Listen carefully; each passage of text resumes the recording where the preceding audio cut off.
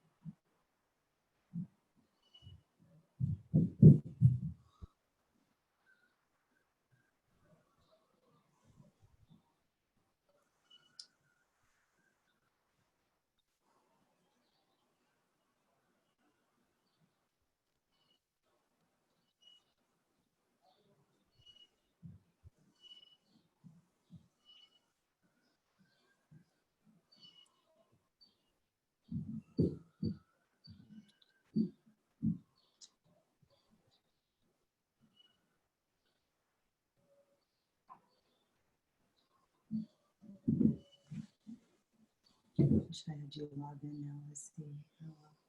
I don't know what's going on.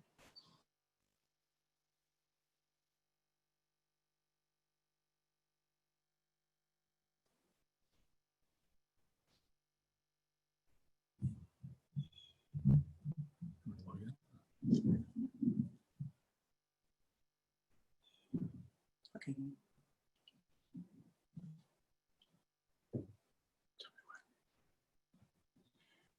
Good morning, everyone. I'm thrilled to welcome you to the launch of New Profit's Future of Work Grand Challenge. I'm Angela Jackson, partner at New Profit, where I lead the Future of Work investments and strategy. And I'm so excited to have you here today. I want to thank you all for joining us. New Profit is a venture philanthropy firm that backs breakthrough social entrepreneurs who are thinking about advancing equity and opportunity in America. Today's event marks a milestone in New Profit's history. For the past 4 years, we've been working towards an initiative to radically advance solutions for a more inclusive future of work. Solutions that address challenges in workforce like automation, the growing skills gap, crippling student debt, and educational inequities. And just as we were getting started, COVID-19 hit, and the future of work quickly became the present of work. Now, I have to say, for millions of workers and opportunity youth, particularly those who are living in communities of color, these challenges have always persisted. But now is the time that we can change things. Rebuilding an economy that works for everyone is the calling of our time. This is the moment for us to see that there's an economic imperative driving us forward to ensure equitable solutions. Now, we know that this issue is not going to be solved alone, and it's in the spirit of radical collaboration that we've created the Future of Work Grand Challenge, the first of its kind partnership between MIT Solve's XPRIZE and New Profit to uplift disinvested communities who have been with talent that has been overlooked, and to engage with the American economy in meaningful and enduring ways that work for all. Above all else, this challenge centers equity, and we hope to inspire innovators across solutions and across sectors to answer the call. We know that we're actively seeking ideas from Black, Indigenous, Latinx, LGBTQ, and other entrepreneurs who have often been shut out of funding and philanthropy and business. We're so excited to launch this challenge with you and to see what you innovators actually come out with. For the next hour and a half, we'll hear from XPRIZE and MIT on the objectives of the prize. And we'll dig deeper into real-world context with a panel that's moderated by MSNBC's Ali Velshi, and a discussion that's hosted by Deborah Quazzo of GSB Ventures. So before we jump in, I have a few housekeeping notes. First, this webinar is being recorded, and it'll be available after this for your reference after the event. Following the event, we'll also provide links to all of the materials and information that we've shared during this 90 minutes. And then lastly, the chat function is going to be enabled. So we encourage you to ask questions, to engage with your fellow participants. We really have a dynamic group gathered here today. Over 1,000 plus have registered to be with us. And we, again, are so appreciative and will be made richer by your engagement. So with that said, I want to thank you so much for joining. I'm delighted to see you all here and to virtually support us and to learn more about the Future of Work Grand Challenge. Before we begin, I want to give a big thanks to our funders and lead partners, Strada Education Network, Walmart.org, and our supporting partners, Accenture, Annie Casey Foundation, the Joyce Foundation, Lumina Impact Ventures, the Mortgage Family Foundation, and the Siegel Family Endowment. I also wouldn't be here, or we wouldn't be here without the New Profit staff and the board of directors who have made this event possible for all of us. To kick us off, I'm now pleased to introduce Anousheh Ansari, the CEO of XPRIZE. Anousheh, can you tell us more about XPRIZE's Rapid Reskilling XPRIZE initiative?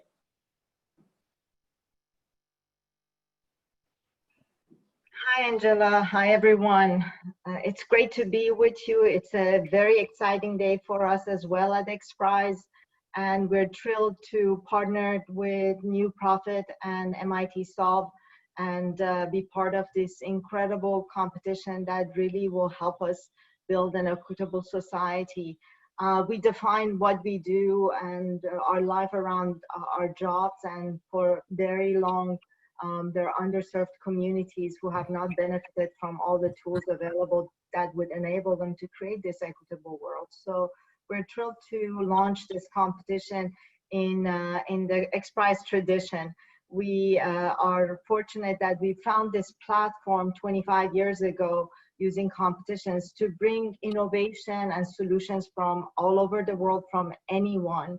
And we believe that when you bring that type of focus on a problem, you get the best solutions out there. We hope that we can bring that to this competition and also bring the level of investment that we can invigorate usually with these types of competitions.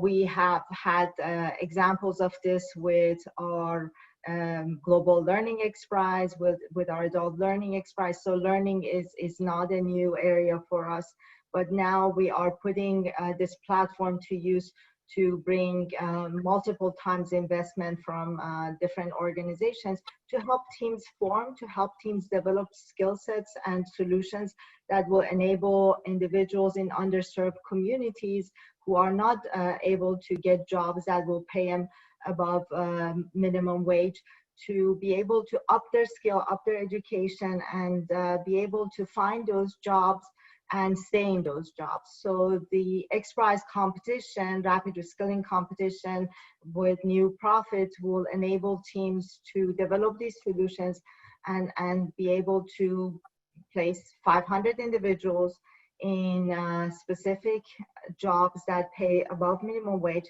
given the skills that they need to maintain those jobs and stay in those jobs for 90 days. The most important part of this is the fact that we are asking teams to use whatever technology that's available to them and find those skills and jobs that are meaningful for the future. We know that with COVID-19, we had actually an acceleration of use of automation and the use of technologies that will actually take some jobs away from the marketplace in the future. So being able to give people skills who will find those jobs of the future and maintain those jobs is very important for us. And we feel privileged and fortunate to be part of this historic moment and be able to launch this competition.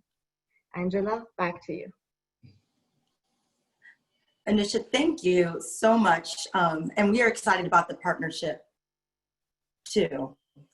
And thank you for just giving those words. I think one thing that I love about the idea of the Rapid Reskilling XPRIZE is really about the name of it, rapid reskilling. We know that upskilling has been out there for years, but what's different about this challenge is that we're going to really challenge innovators to think about how they can exponentially help connect people to new training, to new technologies. We know that at this time, people just don't have the time or patience to take 6, 9 months or a year to get back to work, that needs to happen immediately. And we also know that skilling by itself is not enough. We also need to make sure that the ecosystem is working for workers and to ensure that they have other supports that will enable them to connect to employment. So with that, I am really excited to turn it over to Alex Amouyel, the Executive Director at MIT Solve, to share more about how we're going to place workers into high quality jobs and look at changing the system while we're at it. Alex? Hi, everybody. I'm Alex Amouyel, Executive Director of MIT Solve. Thank you for having me. It's incredible to see the collaboration and engagement from such an array of organizations centered around training and placing millions of workers into quality jobs. Across the US, many individuals and families are dealing with unprecedented levels of unemployment and financial struggles. And long-standing racial and gender injustices in the US continue to hinder the education, employment, and earning potential of millions in historically marginalized communities. Solve is an initiative of MIT, and our mission is to drive innovation to solve world challenges. We do this globally and have over the last 3.5 years selected over 130 Solver teams across 36 countries working on sustainability, health, and of course, many around education and employment. They're working across Indonesia, Afghanistan, Chile, Nigeria, and more. They're growing fast, reaching millions of people, low-income workers, refugees, people with disabilities, and more. And now, thanks to our partners, New Profit, the Mortgage Family Foundation, and many more, we're very excited to be launching today our first US-focused challenge, the Reimagining Pathways to Employment in the US Challenge. And it could not be more timely or urgent. So you can apply as of today and until November 9th. And the challenge seeks the most promising solutions that accelerate pathways to current and future employment across the US. Solutions that focus on non-coastal states, US interior regions, and racial justice are especially encouraged to apply. So it's about driving resources to support Black, Indigenous, and Latinx entrepreneurs and innovators, increasing access to high quality, affordable skill building and training opportunities, enabling learners to make informed decisions, credentialing, matching job seekers to vacancies, and so much more. The nature of work is constantly changing and has been complicated by massive economic disruptions, including COVID-19, of course, and technologies like AI, while many have constantly been marginalized in being able to access pathways to high quality jobs in the first place. The good news is that already today, innovators all across the country are building and creating new innovations, new organizations, and new solutions to address these issues. They might be entrepreneurs or community colleges, vocational schools, employers. They might be from Kentucky, Colorado, or Michigan, and they are reimagining pathways to employment that are fairer and more inclusive. Please share this challenge with your networks and apply today if you have a relevant solution. There's over $625,000 in prize funding available already for the winning solutions, thanks to our partners. And so to that end, I want to thank Dr. Angela Jackson, Vanessa Kirch, and the whole team at New Profit, Carrie Morgridge and her team at the Mortgage Family Foundation for their critical support and engagement. And also a great thank you to our other challenge partners, CSU Global, IBM, and Gary Community Investments. We need your help to find great solutions, networks, partners, funding. So get in touch with my team if you want to help. Thank you and happy solving. Oh, Alex, thank you so much. And Anousheh, thank you. I just want to share with you all, we collectively from our partners have over $6 million worth of funding that we're going to give away to innovators. And we're excited about this amount. We're hoping that it will incentivize everyone, just as Alex said, from people who went right in their homes to innovators who've been doing this for years to get involved and think about innovating. Please check the chat box for links to both XPRIZE and MIT challenges. Now with that, I am thrilled to turn it over to our panel moderator, Ali Velshi, host of Velshi on MSNBC. Ali and our panelists will discuss ways we can create a more equitable future that works for all. Ali, over to you. Thanks so much, Angela, for that. And thanks to Anousheh and to Alex. Soon we will break from the tradition of only people who has name starts with A being involved in this conversation. But look, I want to thank Anousheh. I've been involved with XPRIZE for a while. And one of the great things about XPRIZE is the multiplier effect, right? The idea that it won't just be the prize money. It's all of these groups that are getting together that will try and solve the problem. And typically what that means is different participants put money into the system, and the amount of resources going into solving a problem is a multiple of the prize money. But in this case, this may be the most successful version of it, because whatever succeeds ends up with jobs and income for those Americans who don't have it. So this actually, by the way, for anybody in the world, so this actually could be the most impactful thing that we've been involved in at XPRIZE. We're talking about rapid reskilling. This is going to be a rapid discussion about what we need to actually solve, because we've got so many people in it and so little time. So I want to get to it. I'm going to be introducing Baron Davis, who's a former NBA All-Star and an investor. Bill Hansen is the CEO and president of Strada Education Network.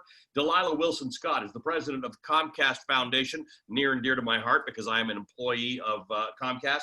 Kathleen McLaughlin is the president of Walmart.org, and Bill Rogers, my old friend, is a professor and chief economist at the Heydrich Center at Rutgers University, formerly with the Department of Labor. So let's get right to it. Baron, I want to start with you, because you and I had a great conversation ahead of this, and I want to sort of replicate some of that conversation, possibly with less swearing than we had in it last time.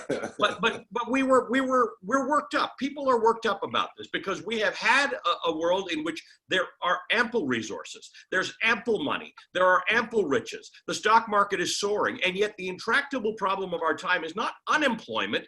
It's the idea that we cannot get some people to earn a living wage, that we continue a 250-year-old legacy of paying people absolutely as little as we can. We think of people as being valued by the productivity, by their productivity and their output.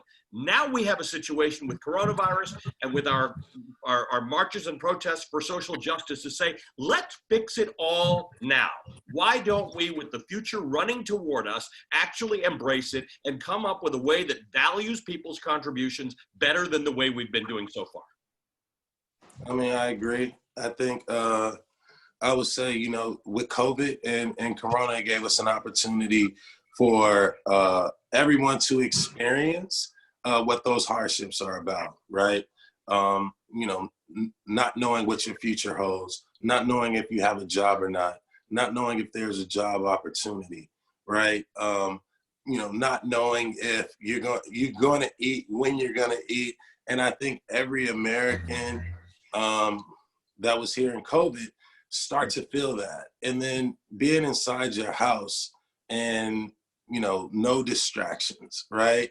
Forcing you to deal with, you know, who you are as a person, you know, to check yourself in reality, right? To humble yourself because of something that could be so deadly. You start to become human, and everybody becomes human. And so with that, you start to relate, and you realize that, you know, no matter what color, right? No matter how powerful, how much money you have, you know, the pandemic is out for everyone, right? And then when you fast forward, you know, a month, and you see George Floyd standing under that knee, laying under that knee, I think each and every individual start to see themselves under that knee, and it humanized for the first time an experience that Black people have been experiencing, you know, well until when we got into this country.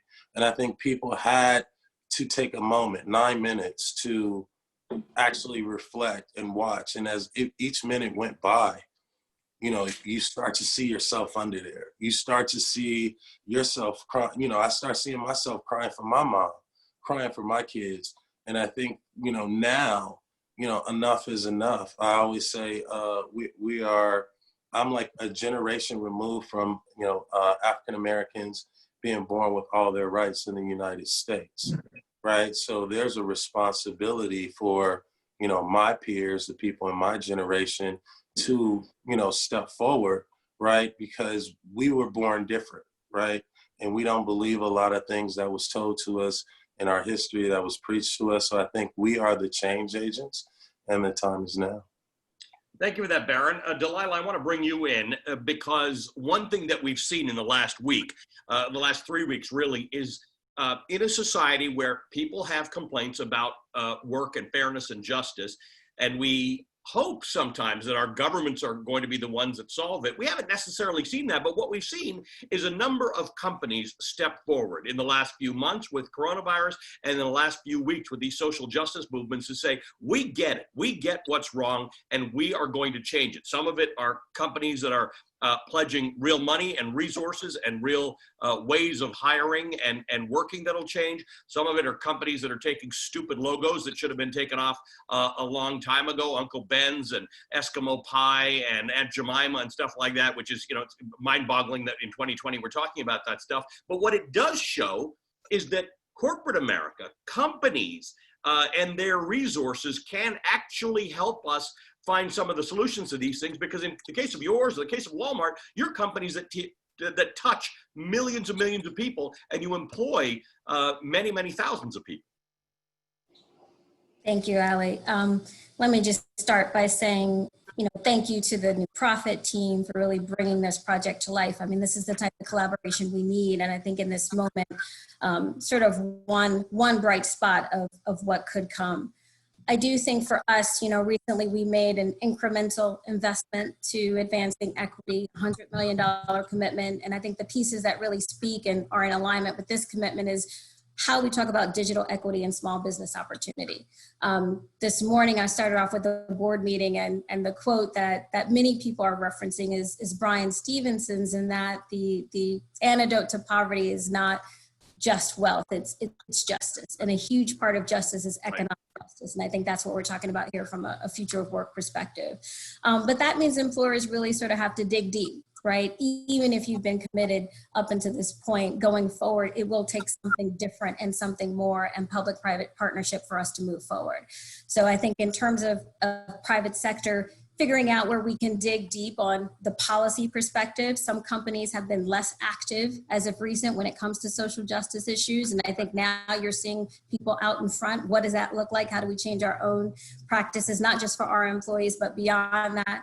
We definitely have to be thoughtful about our employees. At the top of the call, we talked about how automation has been an issue for quite some time, but COVID has certainly accelerated the pace of that automation. We all know that depending on your socioeconomic status, there are many people who are negatively and disproportionately impacted.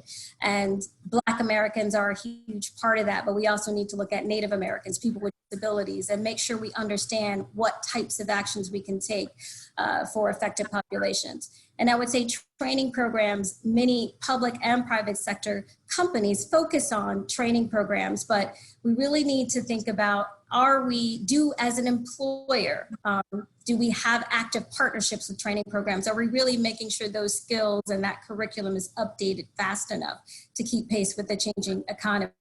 Dr. Jackson spoke to the urgency of now, and that putting something in the lab for 12 months is not going to be enough. So those deep partnerships with training programs are going to be key. And I think looking at those around services, it's not just a job, it's also childcare, it's also the other impacts that any individual worker could have. I think there's a lot of data to support a lot of the work we're doing, but we're going to have to try harder, fail faster in this new moment. And I think private sector companies are definitely ready to do that.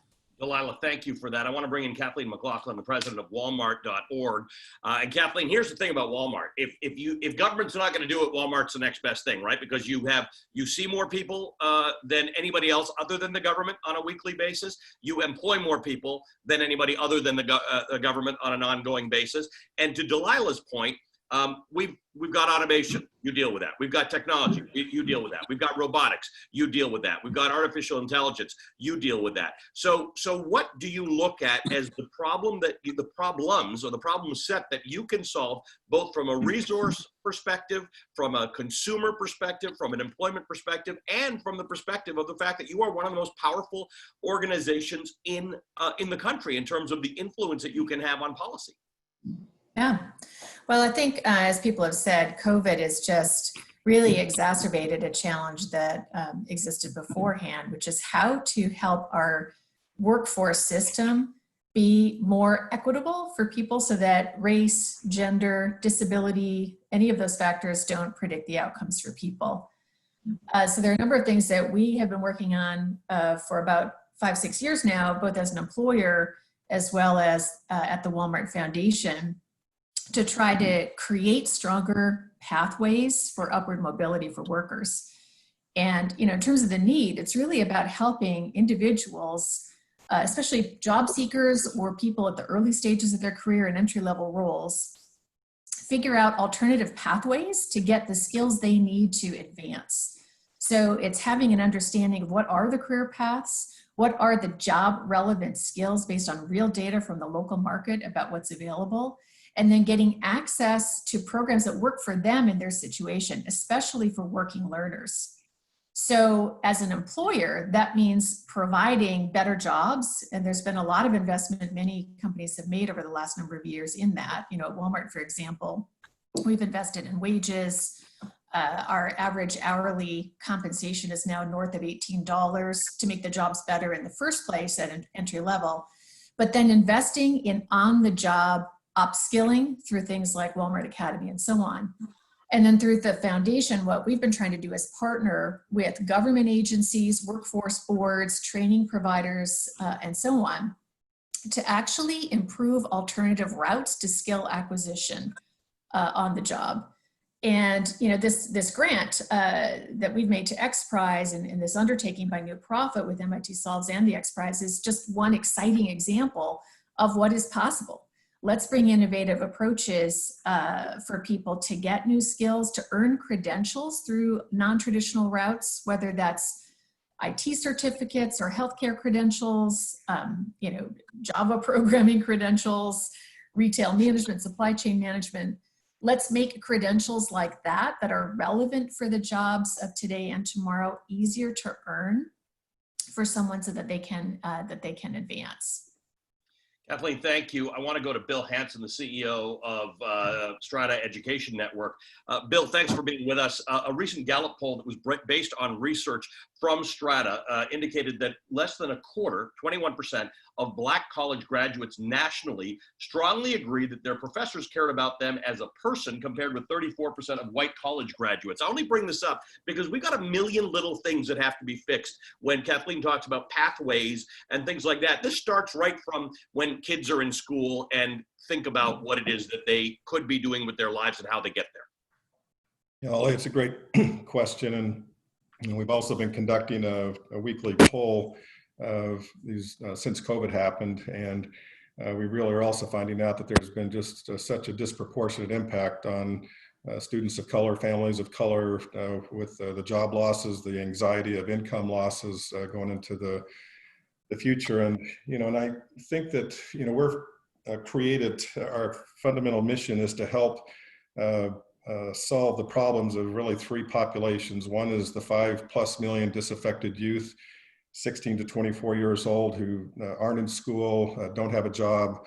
The second are the 45 million working adults who have passed the college going years and in the workforce, but are under the poverty line. And the relevance of our higher education system today is irrelevant to them. And upskilling and our worker training programs are as well. And even if you look at the 20 million students that are enrolled in our traditional university system, the bottom half of those students economically, our system really is failing them. You look at the data since 1970, and the top quartile of our families have increased their completion rates by 50, 60, 70%.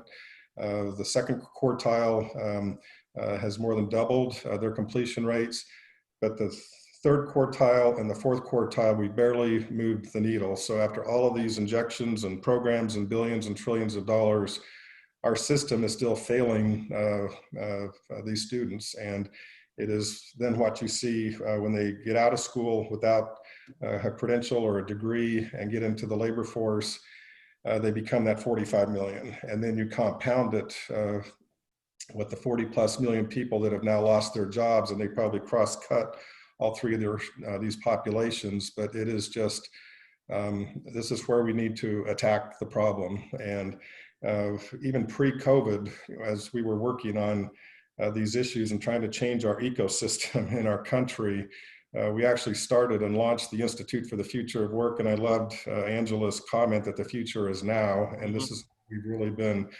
trying to repurpose our own organization on, is to dedicate and make some big bets. And we started having this conversation with the XPRIZE and New Profit about 2 years ago. We approved the grant a year ago, and I just firmly believe this is one of the big bets that we're going to be working on that will help bring some of these solutions to helping us solve these problems. Because even pre-COVID, we could tout our low unemployment numbers, but our system was still broken.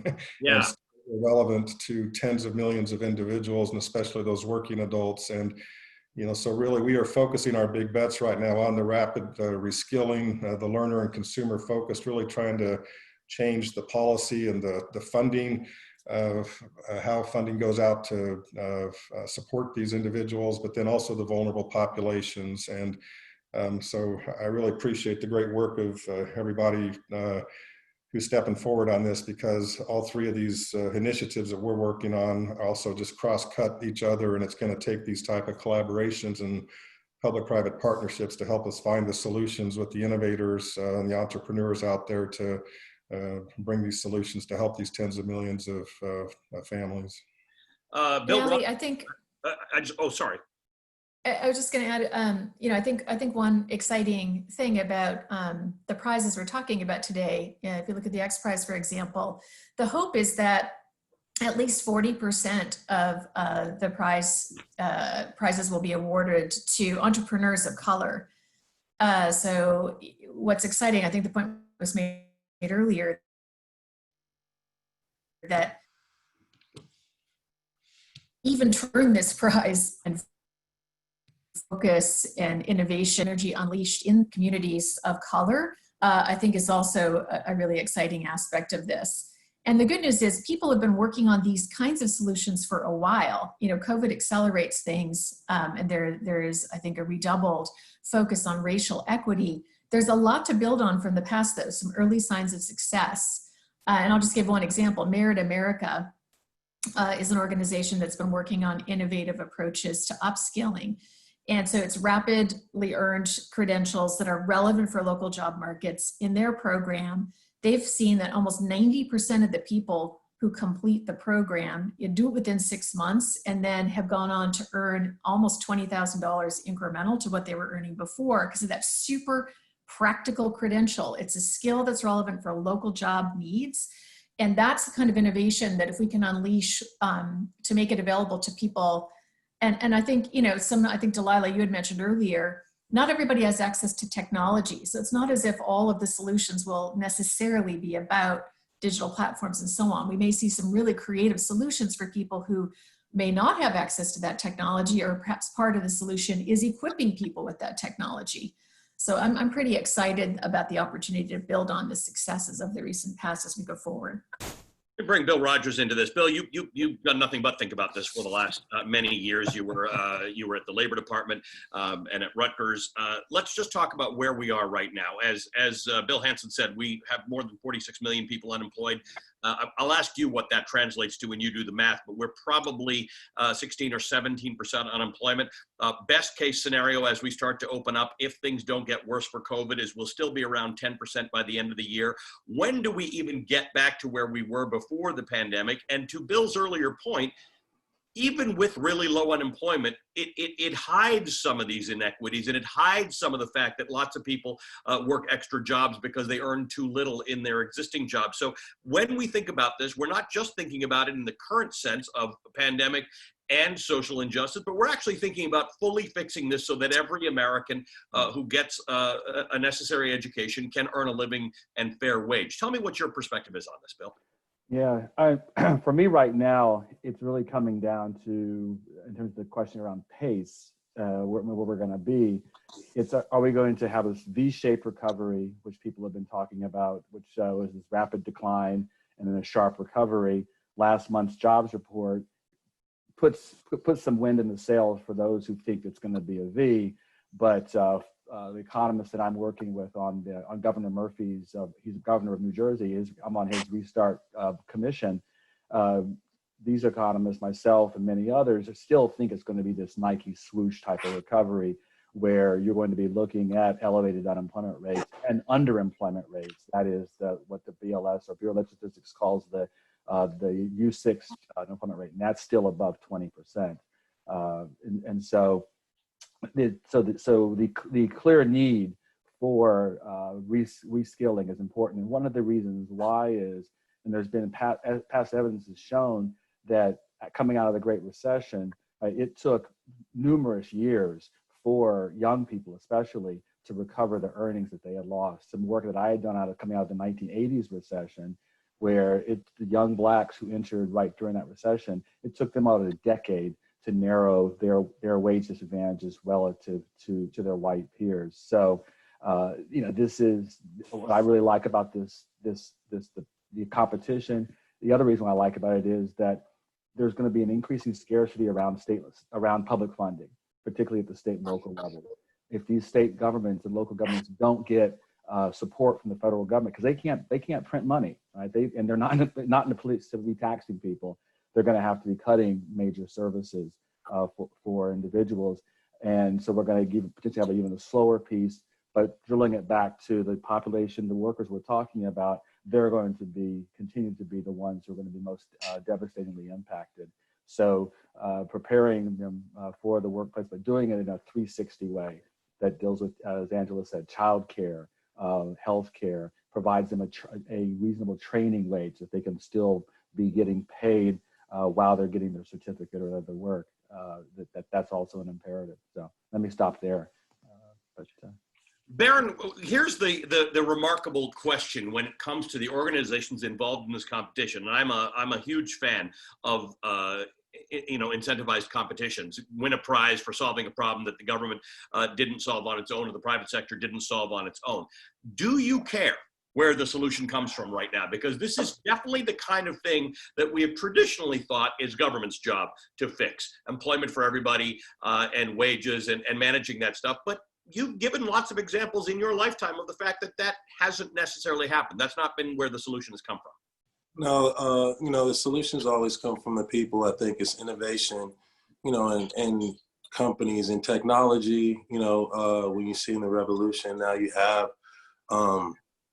Facebooks and Snaps and the Twitters and those things. I think that for us at this moment in time, you start looking at the top-down approach, right, and start saying if Amazon and Jeff Bezos is worth $1 trillion, right?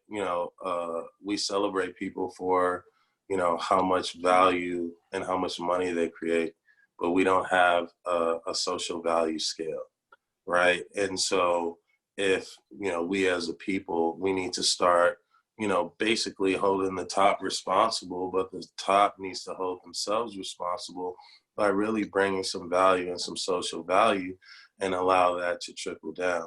And I think, just for the minority community, just kind of being, phased out or left out, there has to be different innovation in how you teach people to get jobs. For me, personally, I started something called Business Inside the Game because I only learned, and I say I got my MBA from the NBA, and I only learned business through basketball, understanding the league, understanding the teams, understanding who's employed at the team, all the way to my teammates, to the equipment manager. And I started looking at, sports as an industry, and I said, why aren't kids getting motivated to go to school to learn how to be successful through sports, technology, fashion, production, nutrition, health, right? And so when we start looking at, the entire pot, we got to start thinking about education and how we reinvent education, right? We have to start thinking about investing and start thinking about how we reinvent investing. The XPRIZE is incredible, right? And it's like, how do we create more of those on a micro level, right? Because the people who are closer to the problem are closer to the solution. The problem is they don't have the resources or the opportunity. And so, you know, I think us as a whole, when you look at the power just, you know, in this group, when you start pulling all the right pieces, right, and everybody starts, you know, recognizing their space on the team, right, then you really start to see some economic change. Hey, Ali, what Barron just touched on, I think, is a really important point, which is one of the more exciting solutions we've seen is not a technology one. It's having a career navigator is sort of an important new role in the HR world. Somebody who can help people figure out how to navigate to get access to training and what are the relevant jobs and so on. And that's something that, you know, even as employers have started to provide on-the-job training and learning opportunities. You know, for example, at Walmart, we've created something called Live Better You, where for $1 a day, people can earn credentials, whether it's a certificate for a trade or a 2-year associate's degree or a 4-year college degree, or even sometimes high school completion. But one of the most important elements has been the provision of a navigator, somebody to help the working learner figure out, well, what is right for me? What are the jobs I want to go into? And what would I need? And how do I navigate that system? We now, just as a single employer, have 25,000 people across America who are enrolled in Live Better You, getting some kind of credential. Our drive is for completion, and that navigator, that human touch is so critical. Yeah, we know people use that for their healthcare coverage, for instance, because they can't navigate their way through that. So what an interesting idea to better yourself educationally. Dalila, the other day I had a conversation with Larry Summers, former Treasury Secretary, former chairman of the President's Economic Council, former president of Harvard. And he was saying, because you were talking about things that you've done, and we know Walmart has done some things, commitments in terms of resources. And he was saying what these big companies have, and he was referring to the banks, but I think we can involve Comcast, we can involve Walmart in this. What you really have that moves the needle is the ability to influence policy. To what degree does that come into your discussions? The idea that while we agree, I think all of us on this Zoom call are agreeing that the private sector and the people will lead this change. Dalila, to what degree do you have discussions about the fact that actually where you have a lot of influence is in Washington, in the Pennsylvania State House, in state houses across this country, in the city of Philadelphia? How do you influence? How do you leverage that to help with this particular problem of the future of work? I mean, there's not a Fortune 500 company today that doesn't think about that every single day. Policy is on a different timeline, and I don't think being active in policy means you are paralyzed and stop everything you're doing with your own employee base and with your own assets. But I do think our actions help influence policy as well. You know, when we're able to support those innovative ideas that ultimately can point the government to scaling, I mean, that's what true philanthropy is all about, right? I mean, when we're thinking about our own risk capital from a philanthropic perspective, and also some demonstration points in our own business of what's working from an upskilling perspective, reskilling, how we think about automation, that really matters to help drive policy as well. I know that many companies have taken a different look at criminal justice reform and what that means. We obviously think a lot about broadband internet and what that means. You know, we announced that we're extending our Internet Essentials program to be free for 60 days for new customers. But at the end of the day, and we're opening up public Wi-Fi hotspots as well, we believe that every family, every young person should be thinking about, should have access to quality broadband internet in the home. And that's not something that one company can make happen, but together with government and other providers, we absolutely can. So I think bringing ideas to the fore so that they're in the national conversation will hopefully create more opportunities to work with public government. But we obviously, I mean, there's not a move we make where we don't think about the policy implications of it and how we can be active there. Bill Hansen, you know, the folks in this discussion have thought about all the ways in which you fix this, right? Policy ways, fixing injustice, fixing social inequity, wages, retraining, the concept of a navigator. I deal with everybody on the other side of this. My viewers are the public, and they are confused and frightened about what this looks like. There are some people who are confused and frightened 3 months ago or 4 months ago before coronavirus, and they're more confused and frightened now because when you see 46 million people unemployed, there's nobody in the country this hasn't touched. So sort of picking up on Kathleen's navigator idea, what should people think about? What is the thing that they can best do to situate themselves for greater success on the other side of this? Well, it's a great question again, and I think one of the key fundamentals here is when we talk about an ecosystem change or a change of our system, it needs to be a consumer-centric system and not an institutional-centric system. And I really feel like both, whether it's the way our education dollars, our workforce dollars roll out, having consumers have more data at their fingertips, more information at their fingertips, but also have our systems better aligned to serve them and to inform them and to give them the different options that they might need in their lives. And it is going to take across the board. And I appreciate Kathleen's comment about the navigator, and even from our network, we have a resume builder optimizer, a skills match tool, a job posting dashboard, a health risk tool. Through our economic modeling company, MC, we're making those available for free. But I also think, to Dalila's point, we've got $180 billion a year coming out of our federal student aid programs. We have $180 billion that are employer provided assistance training programs. We have another $100+ billion with our job and workforce training programs. And getting, we're spending a lot of time working at the state level because we feel like that's where the rubber hits the road.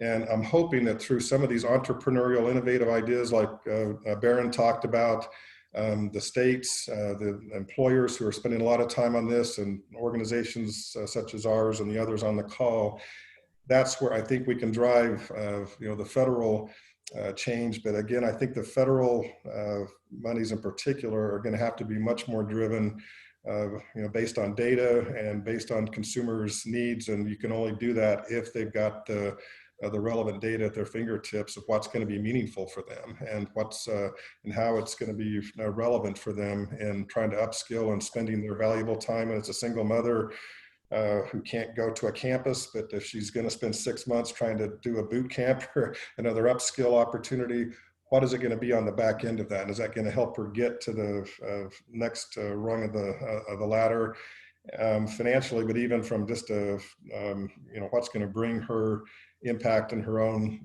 life and meaning in her own life?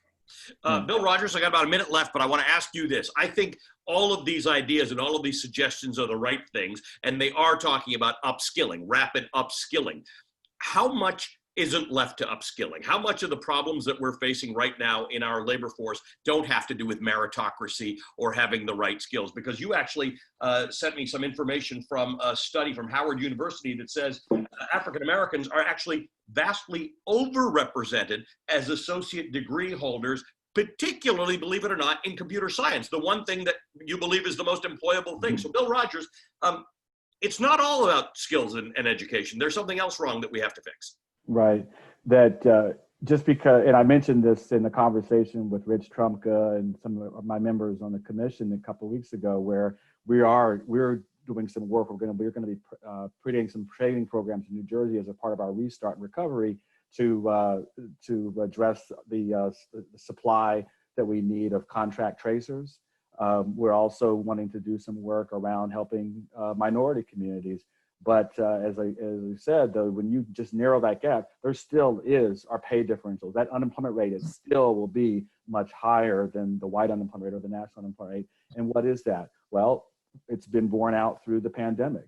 Discrimination is still a major problem in America. But also, regardless of whether you're black or white, if you are a low to moderate wage worker, your wages have been buffeted, or employment opportunities have been buffeted by globalization, by technology. Some work we've done in the Midwest, that young, less educated minority men bore the biggest brunt. So what I'm trying to get at here is institutions do matter. Back to your question of what can individuals do, what can these workers do? Along with participating in the training, they need to be actively engaged in the political conversation. They need to be sending those letters, sending those tweets to their members of Congress or the state level saying, labor share has been falling. Yes, I'm working hard to improve my education, but you need to raise the minimum wage. You need to provide a floor, right? Because if you raise the minimum wage or you put more power back into the ability to collectively bargain, that actually improves productivity. It improves worker satisfaction. And as long as productivity is improving, my business colleagues here, I would assume they'd still be wanting to elevate their wages and provide opportunities. Right, that's the answer, right? If you're getting more productivity out of people, then paying them higher wages doesn't end up costing you anything. It actually has a good result. We are out of time. Talk about rapid conversations about reskilling. They're always that way with you, Ali. They're always that way with you. I could spend this much time with all of you, and I actually hope that New Profit and XPRIZE and MIT Solve will invite us to have this conversation again, because this may be the most important long-term conversation we're having. I want to thank you, Baron Davis. Thanks for being with us. Bill Hansen, Dalila Wilson-Scott, Kathleen McLaughlin, and Bill Rogers. Thank you, all of you, for being here. Thanks to XPRIZE. Thanks to MIT Solve. And Dr. Jackson, I will hand it back to you. Perfect, Ali. Thank you so much. I'm just adjusting my camera. Here we go. I just want to thank all of the panelists for your participation. It's been an exciting opportunity just to hear from all the panelists. And also, I've been watching just the chat function. And one thing that I'd like to just note for what New Profit has done, this has truly been a worker-centered initiative. One thing that we're doing in partnership with Goodwill is standing up a worker advisory board. We've had workers really work beside us and stand beside us point by point on the design process. We're also going to have workers involved helping us identify who the challenge winners and winning solutions will be. We want to make sure that, again, as Baron mentioned, that the people who are most proximate to the problem actually have a say in how it's going to be solved. So with that, I'd love to turn it over to Deborah Quazzo, founder of GSB and one of the leading voices in education technology for Fireside Chat. Deb? Terrific. Thank you so much, Angela. That previous conversation was just amazing. So I'm really excited to jump into this one with Troy and Lo. What you heard from the previous group is that one of the ways we get Black and brown people and women and other marginalized groups equal status in the US is through economic participation. And to get that, we need investment made into these groups. And so our conversation is really going to focus on what really needs to change about the investor mindset and the investor practice to actually achieve that sort of economic participation for the broad swath of Americans. I welcome two incredible men to this conversation. Troy Carter is the founder and CEO of Q&A.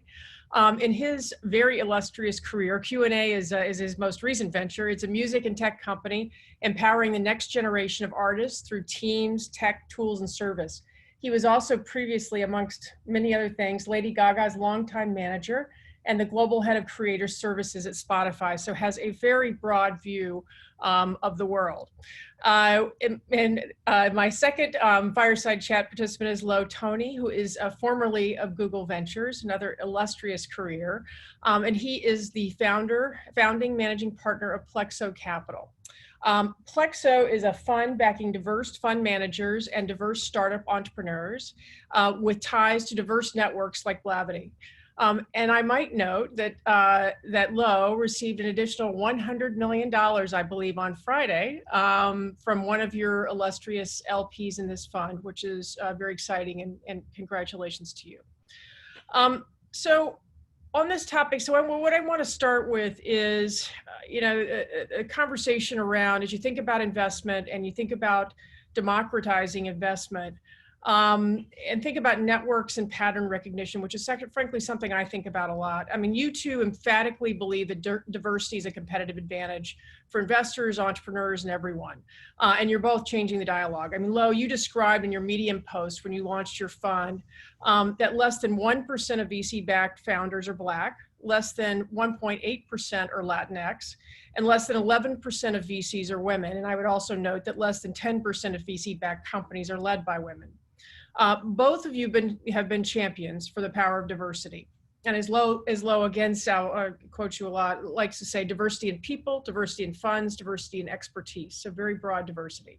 So what I would love, maybe if we could start with each of you to comment on where you have seen success in your own careers and what you see for the future in terms of what strategies to drive towards dramatic change in the perspective of investors, so that we are really backing the full swath of talent in America. And I'd love to, get a little comment on how you all think about changing networks and changing pattern recognition related to that, if you don't mind. So maybe Lo, start with you. Happy to. Thanks so much for having me, and great to see everyone. Deb and Troy, always a pleasure. So great introduction. I appreciate it. And just talking about myself quickly. So grew up in Oakland, California, and went to Hampton University, a historically Black college. I was blessed in that a lot of folks in my family were actually in the technology space. And I knew that that was an area of great interest of mine. Was able to work with some really great people across a number of large and small companies as large as eBay, Nike, Zynga, and obviously GV. And I think one of the things that I knew was that I wanted to do venture capital. I got exposure when I was in grad school at Cal and asked a lot of the folks that came through that were entrepreneurs and were successful VCs just how to actually do that. And I knew that my path was going to be different, just in looking at the websites of the firms back then. I mean, everyone was either from, Stanford or Harvard, and you'd see the occasional like curveball of Wharton in there. So I just knew that it was going to be a difficult path, but I kept my head down and tried to focus. And that's really the core and the essence of the opportunity that we saw for Plexo Capital. When I was at GV at Google Ventures, we were looking to get access to additional deal flow. And one of the things that we noticed was that in expanding the network and talking to a lot of the firms that were younger and were investing at an earlier stage, we saw a lot more diversity than at the multi-stage, larger billions in assets under management firms. And another thing became apparent, which was that there was a unique path, a different path for most of the people that were in venture capital that were Black, for sure, and then started to expand out and saw similar patterns with folks Latinx and females as well. But one of the most interesting things was because of those unique paths, very interesting networks were created. And then also the ability to have a different lens that I think Black GPs, GPs of color, female GPs have to evaluate both new markets and opportunities as well as entrepreneurs. And so we made 5 investments into seed stage funds led by Black GPs. Cross culture, which Troy is involved with, was one of those. And it was very successful for us. And I thought that I could actually build that out into a standalone platform. And we always thought that this was a strategy based on generating alpha returns. And one of the benefits of doing this is also that we can increase diversity in the ecosystem. And I really feel that our approach is very leveraged, because we could do direct investing just into companies that were diverse, but I think there's a benefit and much more leverage that can be achieved by getting capital into the hands of those GPs that are Black, people of color, and female. Because what we do know, again, kind of based on our original thesis, is that their networks are more diverse. So the data shows that when you have a diverse set of investors around the table, it's like, lo and behold, surprise, surprise, their portfolios are more diverse. And so I feel that's a great way to really have a leveraged approach to kind of kickstarting this ecosystem. We also know that diverse entrepreneurs tend to hire more diverse teams. And once we start to get these companies funded, once they start to have outcomes, they will spawn off employees who will become angel investors, who might start their own companies now that they have a financial cushion, or might be able to become a GP. Maybe there's interest there. So I do feel like this is an entire ecosystem where a leveraged approach can help to kickstart it.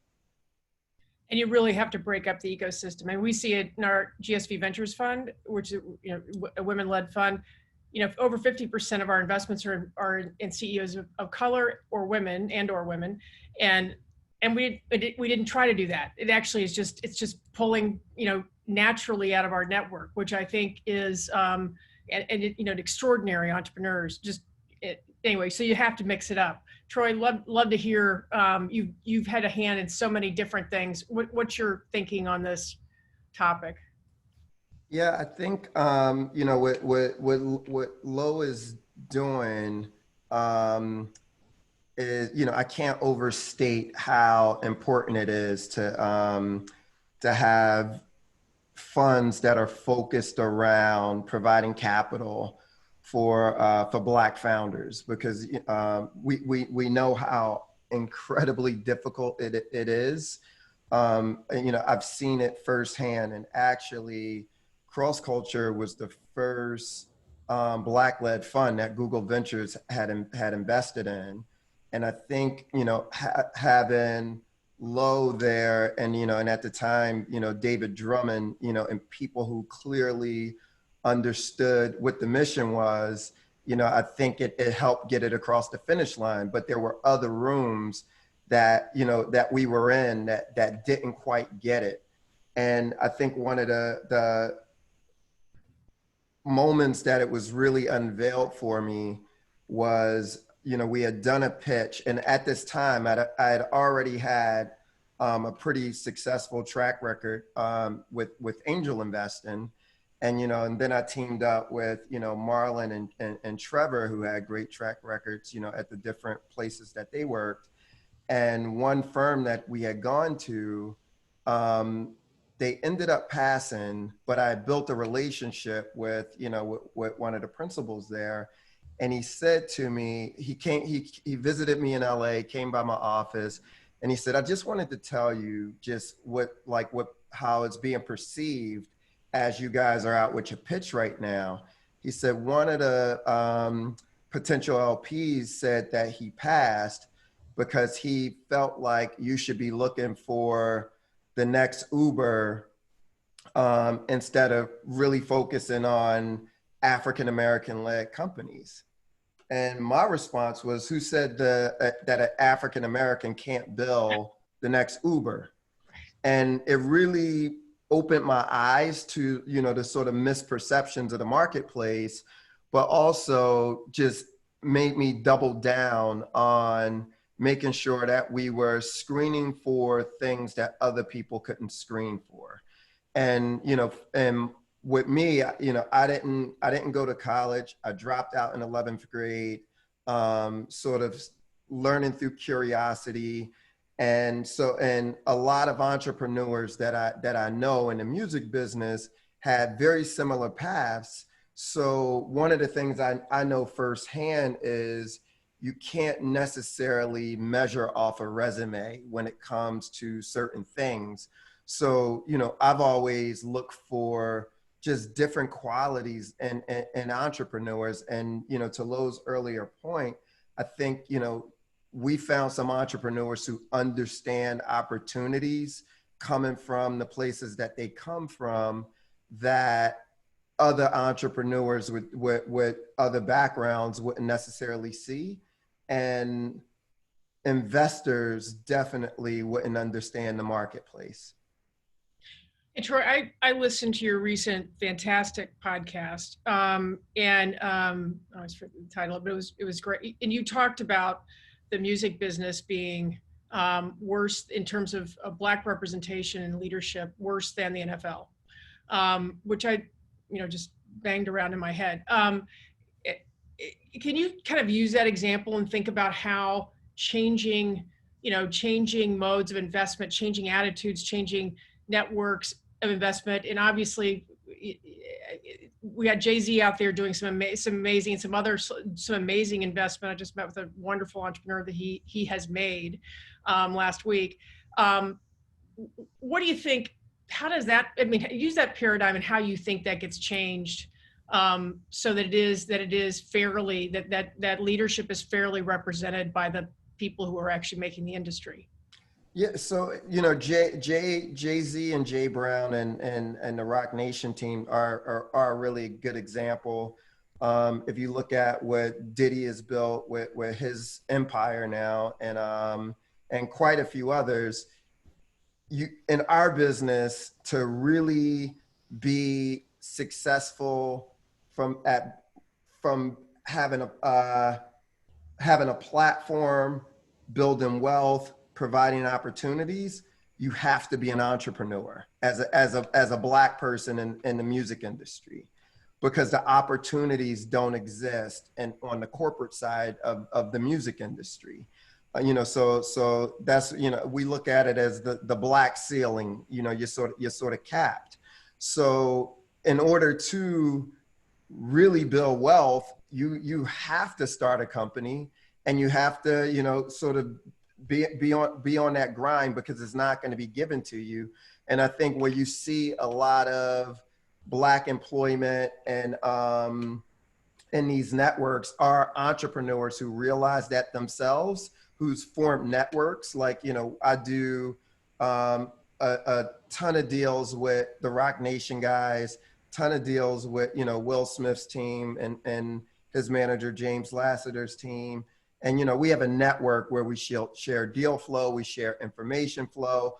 All of us are personal friends, and all of us root for each other, to win. So I think being able to build that, knowing that it's not going to be there for you is really important. That's a perfect example. And it's a paradigm, I think. I don't know, Lo, if you agree, but that's just, to me, that's a paradigm, how we sort of roll out and change whole sectors. No one can, I think we can look back at the last 2 months, and certainly no one can dispute the social transformations that have occurred, are occurring, are in action in our country. Whether it's, the murder of George Floyd, the extraordinary Black Lives Matter movement, moving to the front of the agenda, is at a time of deep tragedy in our country, and the 46 million unemployed and COVID and everything else.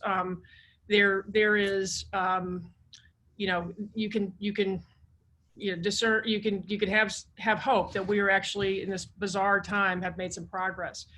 I was actually talking to a Black entrepreneur last week who actually JC has backed and really has made it. He's an extraordinary young man with a very good idea, in an elite accelerator program. And he did laugh and say that he can absolutely not return his emails. He's got so many people throwing money at him. By the way, having struggled to raise money before, in the beginning, and before Jay-Z actually found him and put his shoulder behind him. So, and I've seen that, I've seen some of that in the area of trying to diversify around female managers and female entrepreneurs, where you get it, and then, but then the thing that gnaws at you is this lip service? Is it going to go away? So I guess what I'd love you all to is this going to be a Roman candle? Talk about, how do we hold, obviously you're going to do it low at Plexo because you control it, but how do we hold the system accountable? Whether that's, LPs requiring that venture funds have, diverse investment committee, or how do we make sure we don't go, as it relates to creating wealth, which, Troy, you talked to, which is what we have to do. How do we make sure it doesn't go backwards and it's not just lip service? Oh, you want to? Yeah, sure. Thanks, Deb. I think that there's a lot that I think about on a daily basis, even prior to the unfortunate events around George Floyd's death, just because I've always been an advocate of increasing the diversity in the ecosystem, in the startup ecosystem. And that's where I spend most of my time. And I feel like that's where I can affect most change, because I do this on a daily basis. And when I think about some of your points, it does need to start at the top. I think about Plexo Capital, and we think of ourselves as an institutional investor allocating capital up and down the entire capital stack to fuel the startup ecosystem. And at the top, where the LPs are, even above us, there are people, institutions, entities that invest into Plexo Capital. And when I think about limited partners, they play a pivotal role. Limited partners are the entities that invest into venture capital funds to provide the funding that allows the venture capitalists to go and write the checks into entrepreneurs. And I think we are starting to see some change, but that really is another point of leverage. Like when you look at a lot of the larger institutions, I live in the state of California, so I think about CalPERS and CalSTRS. These are enormous financial institutions. CalPERS is probably $350, $380 billion. And they have the ability to simply ask questions of the managers they invest into. They can ask those general partnerships, what does your diversity look like of your investment staff? What does it look like if there's no GPs at the senior level that are Black, women, or people of color? Then what does the path look like for those that are on that right track? Do you even have any people that are on the right track?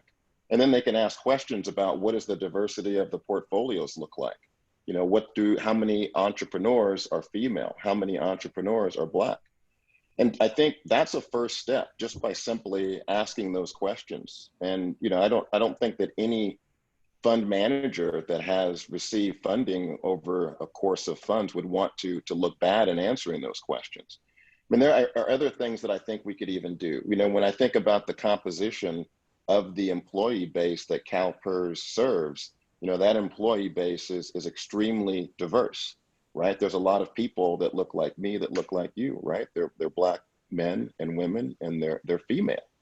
And so if you think about, you know, the collective power that they could have to be able to influence and affect change, because they could also ask these questions. Well, hey, wait a minute, CalPERS managing my retirement funds. What does your management base look like? You know, we know that there are trillions of dollars under management, and, you know, less than 1% might even be generous, are managed by minorities. And I mean, it's insane. And it's interesting because there actually are, you know, quite a number of firms, even though that number itself is low. But when you look at the capital those firms are managing, it's really low. Now, for all credit that needs to be due, last week on Friday, the CalPERS board president announced that they are going to revisit some of their policies. So I think that's an excellent first step. But even when you think about the policies themselves, the ability to actually have an investment committee meeting, you know, there are so many barriers to firms led by Black GPs, women, people of color. There's a certain amount of assets that have to be under management, you know, and that's a tough hurdle for a lot of funds just getting started. They definitely have questions around first-time managers that are raising their first fund, right? So that's another hurdle. Been there. And then there's the solo GP. You know, so if you start to put all those things together, you know, even if the intention, and I'm not going to question the intentions, but let's just say the intention was not to be able to bar certain types of managers from getting funding, nonetheless, those type of policies do have the ability to prevent certain managers from accessing that capital. And then I understand certain things, right? They have to write big checks because, you know, they need to move the dial, and it takes just as much work and diligence to write $100 million check as it does a $10 million check. I understand that. They don't want to be a certain percentage or over a certain percentage of a fund, you know, but I think there are ways, creative ways around all of these barriers. And again, like, because once you start to look at the performance of a lot of these managers, you know, I think Darren Dodson did an excellent research project with Stanford University, his firm Illumin Capital, and it showed that, you know, the performance is actually there. So it's not really a question of performance. So I think we need to look at some of these other elements. And Troy, I love to hear, because I actually love the idea, because it is about returns. So if we can, I mean, I love Troy's depiction of sort of the club that you all have created, and you're basically, you're there to make people successful. And the more we can drive high returns for women and people of color in these roles, it becomes a self-perpetuating cycle, right? I mean, because no one can turn down high returns. Troy, what's your thinking here? Yeah, I think, you know, when you look at CalPERS and like these are $380 billion, you know, from one organization, one institution. That's a lot of power, right? And when you look at all of these throughout the country, and you look at the problem, and I'm speaking specifically around the public funds versus even private, but I think private should look at this as well.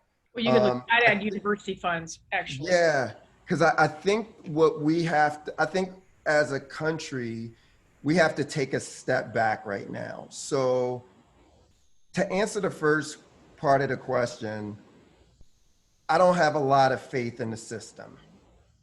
I have very, very, very little faith in the system. And this isn't something that I woke up 3 weeks ago deciding to do. This isn't something that Lo woke up, 3 weeks ago and decided to do. This has been, Lo and I known each other before he even went into Google Ventures, right? So this is something that I think all of that we've been in this mission, right? Our whole lives. Yeah. Yes. And what I'm starting to see now is that if we don't take this seriously as a country, we are in big trouble, because I think this is going to become a national security issue, by the way. Absolutely. So I think it's in the best interest of the country to really think about equality and equity when it comes to the financial well-being and what distribution looks like within this country. Because I think what we're seeing on the streets now is this merger of left behind. So where, with Black people, this has been very, very systemic, and we know what that looks like, and we know how rigged that is. And now what you're seeing is a lot of young white people who are dealing with college debt, people who were the Sanders voters that are seeing that, okay, things, Bernie's not going to get into office, and we aren't going to see, systematic change for us. And so you're seeing a lot of people who are being backed into this financial corner with not a lot to lose. And we're not, and the difference between the 92 riots in LA or the Watts riots, now we're seeing, I got a video a week and a half ago from friends in Beverly Hills Flats outside of their house showing the protesters getting, shot with rubber bullets and tear gas in Beverly Hills Flats. You got the National Guard in Pacific Palisades and Brentwood. So if we don't look at fixing this as a country, people aren't gonna be safe. People aren't gonna be safe. So now it's time to take a step back and revisit capitalism to figure out, okay, how are we funding Black entrepreneurs, Black businesses, Hispanic businesses, women, young people, and because what we've seen over COVID is that the fat at the top is getting much, much fatter, and we got two different economies. One that I'm looking at on CNBC every day, and one that I'm looking at in Watts in West Philly every day. You're dead on. Your comment on from your merger of the left. I wrote it down right here on my it's seared in my brain. Merger of the left behind. Let me see if I could get. It's a little bit of my day job. I'm focused on digital education and innovations in education that can give all people access to the future. You made a comment also, Troy, in your interview about education cannot possibly keep up with technology. Can each of you make kind of a quick comment on the changing role of education, how it needs to be transformed to support what we're talking about in the creation of wealth for all marginalized parts of our population? And I know you're is the one who dropped out. It obviously didn't work for you. So, and you've learned, and you've created incredible knowledge through your own life, through your own curation, effectively. Yeah, I think when I look back, at my childhood and some of the resources that were there, my mom had me in the 4-H club. We had Cub Scouts. We had, we stayed in some sort of activity.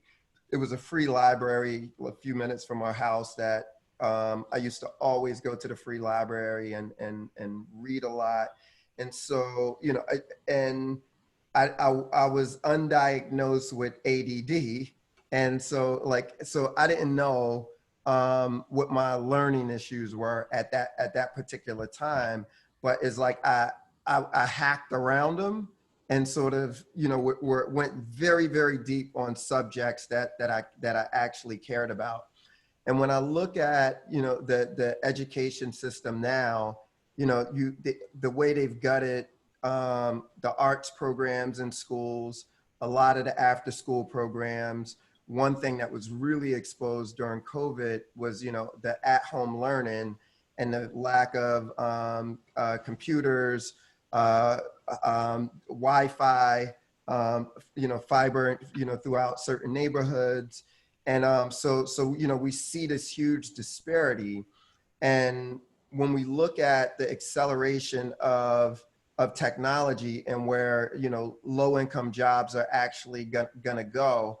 And, you know, I think, you know, during the last election, it was this huge focus around, you know, immigrants are going to come in and take our jobs. It's, you know, we should be more worried about, you know, what's going to happen, you know, in software and automation than anything else. And in that part, I don't think we're prepared for at all. But, you know, one piece of it, though, I think is through, and this is where it kind of gets controversial with a lot of people within my friend group, you know, because I think there's going to be a combination of education and regulation.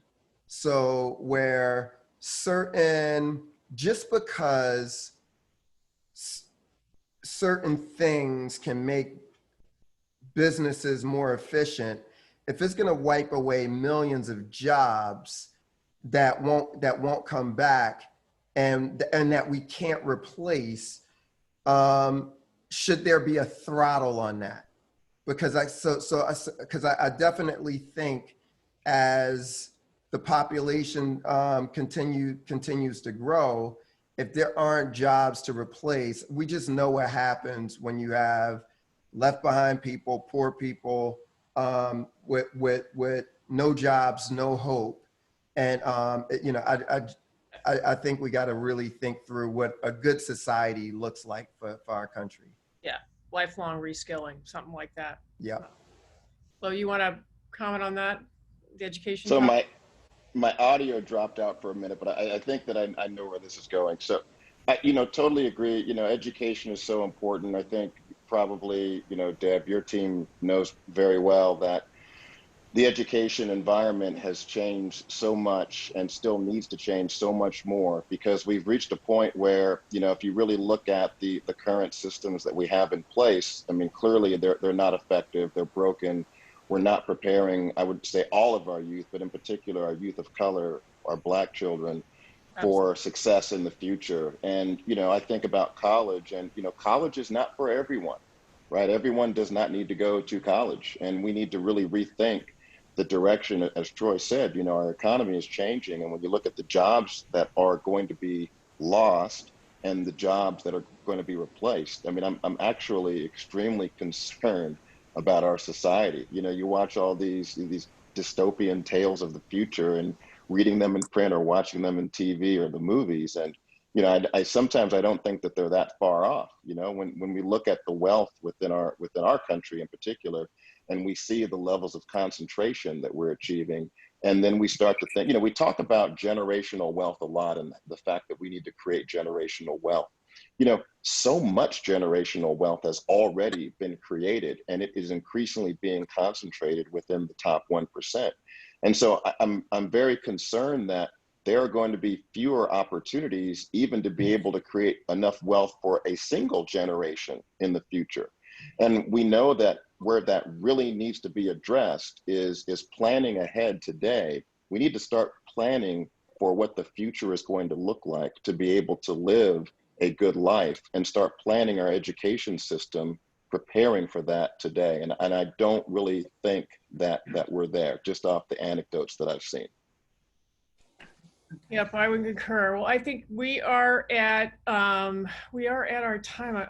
I can actually talk to you guys all the rest of the afternoon. And so I want to thank the XPRIZE and New Profit. I thought Baron Davis on the previous panel talked about a way of reinventing investing, and I think Troy and Lo have talked about exactly that. I think what you all are doing with this XPRIZE is also getting at that and creating important opportunity and competition for opportunity that hopefully will draw out a lot of entrepreneurs. Angela, I think it's time to hand that back to you. Is that right? It is, Deb. Thank you so much. And thank you, Lo and Troy. I am sticking with me, the merger of the left behind. There's one thing that we talk about at New Profit a lot is that the future of work is not preordained. With every dollar that we invest, with every dollar that we spend, every decision that we make, we're actually creating that future and the future of work. And so we know that together and collaboratively, we can ensure that it's more equitable for everyone. I want to thank you all for joining us today and just let you know that this is just the beginning of the conversation. We launched our challenges today, and we're going to be accepting applications over the next several months. And we would encourage you to apply. We would encourage you to share with friends. We're also still looking for partners to come on with us to share your ideas, your talents, your networks. So please be in touch with me personally. They'll put my email address in the chat browser, and would love to hear from you and your feedback on that. And with closing, I'd love to leave you all with a PSA from our friends at XPRIZE, really just talking about the moment that we are in and the fact that we are in a moment of climate change. Thank you so much for joining us.